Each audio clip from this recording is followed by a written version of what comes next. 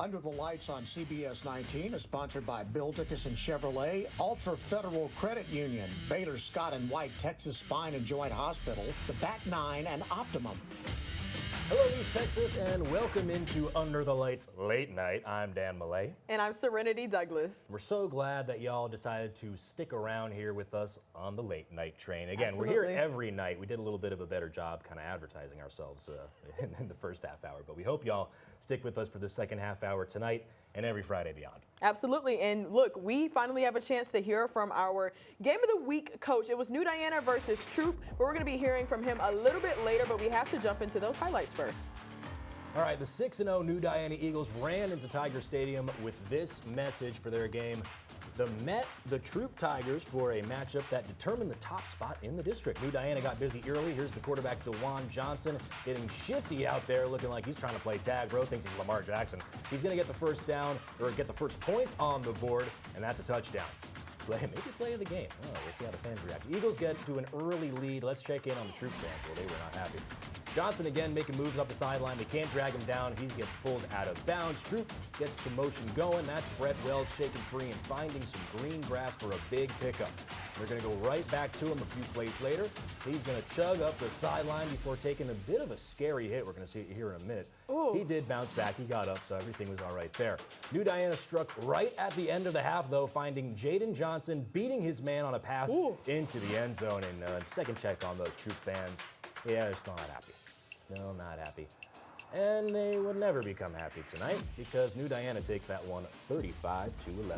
Now we're finally going to be checking in with our very own Jimmy Searfoss, who's going to be giving us a little bit of an update with what Coach Jason Pitt said, the New Diana head coach. Jimmy, take it away.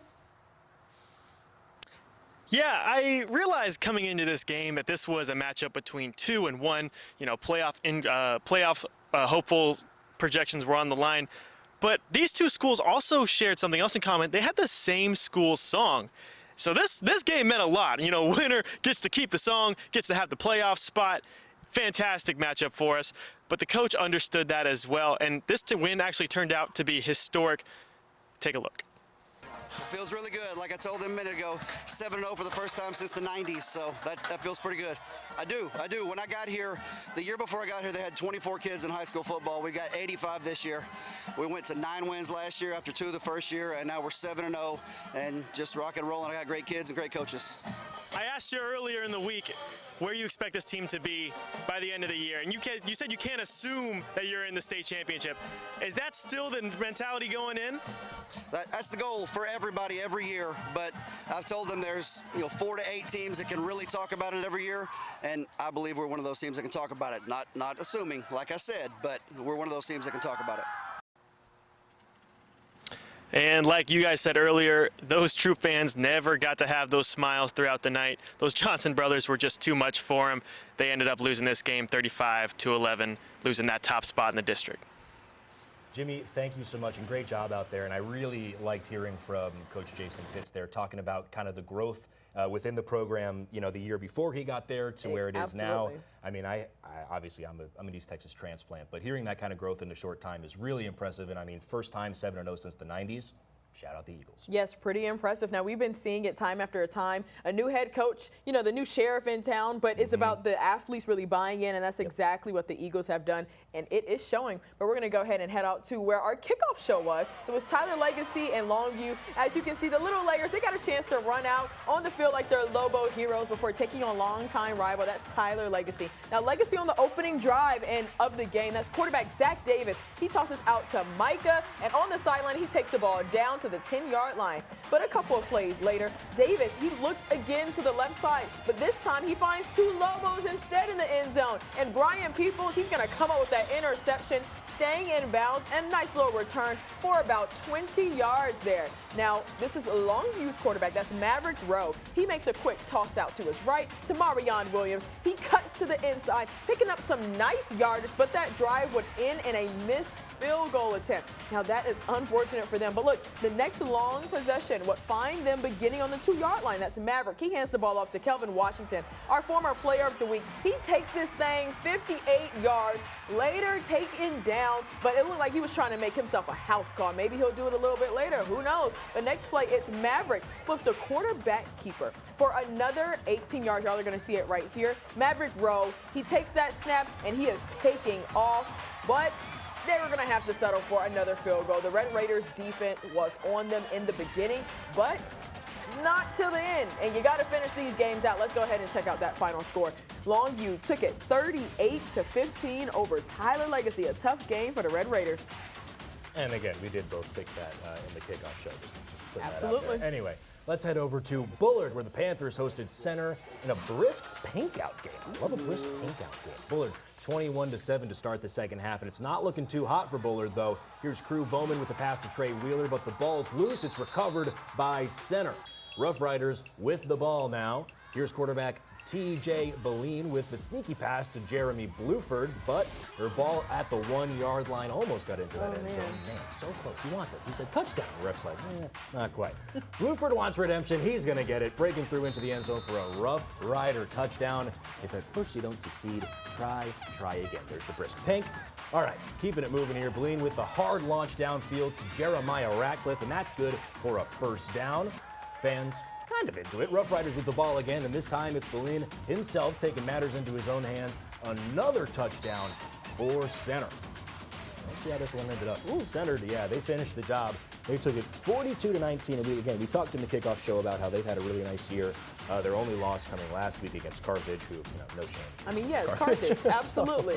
I mean, Center is a well-rounded team, and they show it week after week. And losing to Carthage actually knocked them all the way down to number 12 in those rankings. So I know that was a tough one for the Rough Riders, but they bounced back with a 42-19 win over Bullard. But look, let's go ahead and head out to Pine Tree, where the Pirates take the field for their second half, leading the Henderson Lions 17-14. Now, like we said, Henderson did beat Kilgore, so this is a tough one. It's Henderson's move. That's quarterback Vince Howard, and the ball is to Marion Coleman on the end round, who picks up about 15 yards and a first down. Later in the drive, it is Howard on the quarterback sneak. He breaks through the line, 30 yards for a touchdown. The extra point will be good. Now it's Lions 21, Pirates 17. They are leading Pine Tree. A little smack talking there at the end. Now the Pirates are ready to answer back. That's quarterback Matt Cate. He looks deep, winds it back, tosses it up to Jordan Taylor for the big gain, and add on a 15 for a face mask. Like I said, things got a little chippy. Now, a few plays later, that's Case. He hands the ball off to Lamarion Hunter, and he shoots up the middle and bulls his way into that end zone for the touchdown. Extra point would be good. Pirates 24, Lions 21. Oh my goodness, it is going back and forth. Now on the ensuing kickoff, it's Henderson's Anthony Newman flung down and fumbles the football. There's a scramble there, but the Pirates are on it. Now a few plays later, it's Cate. He's handling the ball to Hunter once again for the touchdown. Extra point would be good. Now it will score Pine Tree 31, Henderson 21. It was so close for Henderson, but they ended up short. 35-25. You know what happens sometimes, Dan? You take down that big team, and then you're not able to have the same juice, the same gas, because they beat Kilgore by only a field goal. So, I mean, it was already a real close one for them, but, I mean, Pine Tree is a tough team to beat this year, especially. I was going to say, Pine Tree kind of saying, well, no, maybe we are one of the big teams. Absolutely. They beat Gilmer early in the season and, seemingly keeping things rolling against a really good Henderson team. So. Absolutely. Cool. All right, we're taking you to Gilmore, home of the reigning state champs, where the Buckeyes are taking on the Vandals. This game was a nail-biter. Both teams are going to start off hot. Vandals 5-1, Buckeyes 4-2, but Gilmore has won the last 3 meetings between these two teams. In the third quarter, Vandals down 28-10, looking to get back into the game. Quarterback Jackson Moffitt looks to pass. He takes it himself. He's got room to run, sheds a tackle before being pushed out of bounds. Same drive a little later on, Vandals looking to score. Jackson Moffitt fakes the handoff. He rolls to his right. He throws the floater to an open man. That's Foster Rust for an easy 6. Vandals would fail to get 2, and it would be a 28-17 lead for Gilmer. Vandals going for an onside kick here. They're going to go for an onside kick here. And that's going to set, they recovered it, so that takes up Jackson Moffitt to Caden Rowe for another quick touchdown. Vandals right back in this game. And Buckeyes a little later on looking to put the nail in the coffin after the celebration and after the fans' celebration. Looking to put the nail in the coffin. Trillion Butler gets the handoff, works to the outside, gets pushed from the, stays in bounds, and eventually gets forced out in Vandal territory. Van defense saves the touchdown, and Buckeyes settle for 3. Minute 25 left on the clock. Last chance for Van to pull off the comeback. Jackson Moffitt looks to pass, gets clobbered in the backfield. Gilmer's going to hold on to win this one 31-23. Wow. Big game for Gilmer. Wow, big game for Gilmer, big game for Van as well. They're one of the teams that have a very tough schedule. During UIL realignment, I have a chance to talk to the coach, Jared Moffitt, father to Austin and Jackson Moffitt, and he said that they have a really tough time finding teams to play because that's just how tough their district is, and as you can tell, it's a tough one. But look, you guys, we still have plenty more to go. We still have plenty more highlights, so make sure you guys are sticking around with us. And that's all for now. Yeah. Until you come back from the break. We'll see you in a minute. I'm Brian Peoples, and you're watching CBS19. Go Lobos.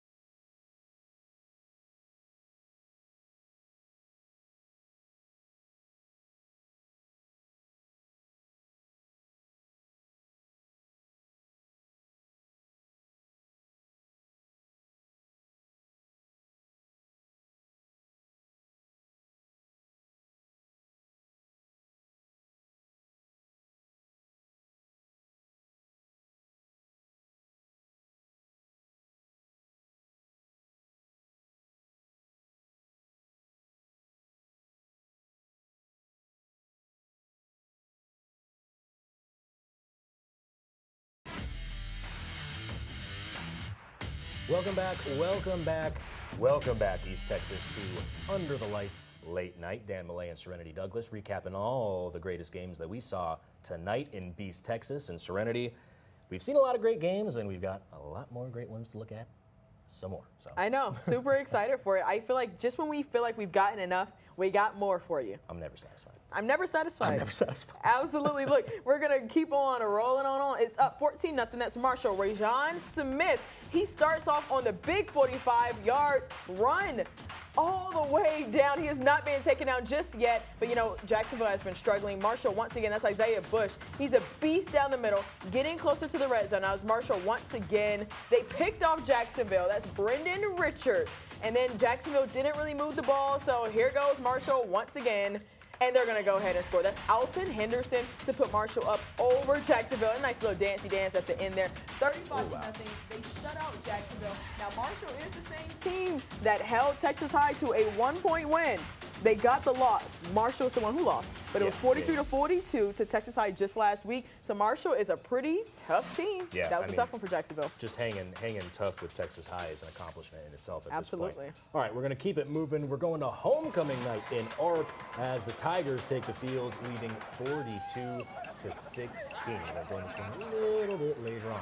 Art ball here. Zane Bork going to dump it off to Wyatt Johnson, who looks to be stopped but no, he's not going to be stopped. He breaks free, and then a little later on taken down at the 20-yard line, but a nice solid pickup getting them closer to the end zone. Bork this time keeps it, and he's scrambling. He's moving. He's all by himself, moving to his right.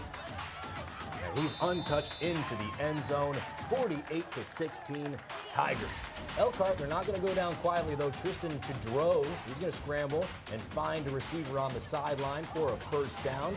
There's the pass, 4 yards, and that'll get the first down. 4 yards out now. Tidrow hands it off to Dalton Walker, who fittingly walks into the end zone. 48-24 Tigers. And it's going to be a new quarterback for the Tigers now. That's Thomas McKelvey, and he's a quarterback keeper for him. It's going to be a quarterback keeper. You gotta believe it. Here we go. There we go. Just keeping it untouched until he's going to be caught and brought down just inside the 5-yard line. But a little bit later on, I think he's going to get some redemption. Let's see it. Let's see it. Here he is, McKelvey, right at the goal line. That's a touchdown. From 2 yards out. And that made it 56-24, and it ended up being 62-38. Harp takes the win. Man, McKelvey is a tough quarterback. I wonder why they didn't put him in the beginning. But look, they saved him at the end there, playing it real smart. I mean, you got to get it how you live, but we're going to keep on moving right on along. In the first quarter, Atlanta is going to get on the scoreboard early on. That's Markellen Batten. He takes the ball around the right sideline and all the way up the sideline. He stays in bounds, which is extremely important when you're going to run up the sideline, and it's going to make it 6-0 for Atlanta. And then Liberty Ilo, that's Gabe Jarvis. He takes a pass and races down the field for another score. That's 7-6 for Liberty Ilo. Man, this game was back and forth, but that's what you love to see. Like we said, this is week 8, so this is exactly what we expect. Now, on Liberty Ilo's next possession, it's going to be number 18. Watch it, Arion Taylor. He will not give up as he twists and he turns and he fights his way down to gain some good yardage, and that's why you keep on pushing. That's why you get in the weight room, Dan, for plays like that. All right. Then Liberty Ilo, that's Trip Basinger. He takes the ball in for the score, 14-6 Liberty Ilo. Now let's go ahead and see that final score, 42-6, right on over Atlanta. All right, well, let's wrap this up. I got to get into the weight room. We're going to go to the second quarter. DeKalb versus Redwater. Jalen White, he's going to keep the ball and take it inside for the score. That is always the objective when you're on offense, is to score. So that would make it 22-14 DeKalb. Okay. There's the scoreboard for proof. Then Redwater comes right back to score on a pass play to number 10. That's Greer Early. But I'm going to go ahead and say he was right on time on that play. That made it 22-22, evening up the score. A little bit later on, DeKalb, a quarterback, he's going to connect with the receiver. Again, that's a good thing. Caden Weary on a long pass and a long run. Keeping the legs churning and burning. Wow. Oh, is anybody going to take him down? I don't know. Okay, eventually. There we go. A little bit closer to the goal line now. DeKalb takes the ball in for the score, finishing the job. That made it 28-22. Ref says touchdown, so we can all say, okay, yes, that was indeed a touchdown. Scoreboard again for proof. Redwater's next possession. Redwater will score again, and this is going to be a fantastic catch by Marquise Jones right near the goal line, keeping the scoring going on both sides. Back and forth we go. In the end, DeKalb beats Redwater 60-34. I love to see how it goes back and forth, and then we get hit with the final score, and it's like, not anymore. Yeah, it's like, oh, something changed. Something changed. Maybe in that second half, you never know, but those teams are starting to pull away. But let's head to the number 2 team. Let's head out to Bruce Field. We start on the Bulldogs' first drive already. A pass midfield, and that's Jet Surratt from Carthage. He drops a dime to his receiver on the sideline. That'll be a first down, and they score in the later drive to make it 7-0. Now the defense stepping up. That's Athens. They faced off with the 4th down, trying to extend the play, but that's the quarterback. He's going to get sacked, and you can guess what comes next. Because when you put it back in Jet Surratt's hand, he's going to deliver. Outside of that red zone, he finds his man up the middle, and the pass for 10, oh man. They have not scored just yet. He is just outside of it, but they're right at the goal line. Now they go with the fade execution, and now it looks perfect for a nice little touchdown for the Carthage Bulldogs. They have just been on a absolute freight train that has just been unstoppable week after week. 49-7 over Athens. Carthage looked beautiful. Shout out to KTBS for those stream highlights, and shout out to the schools for streaming your games, for the games that are just sometimes too far out. Thank y'all so much for streaming those. But Truly a huge help. Absolutely. Like, genuinely. Absolutely. Now, we still either have some top plays left or we have some more games left. Top plays we got left. Some top plays. We got some I'm top ready. plays, all right. All right, so make sure you guys stick around.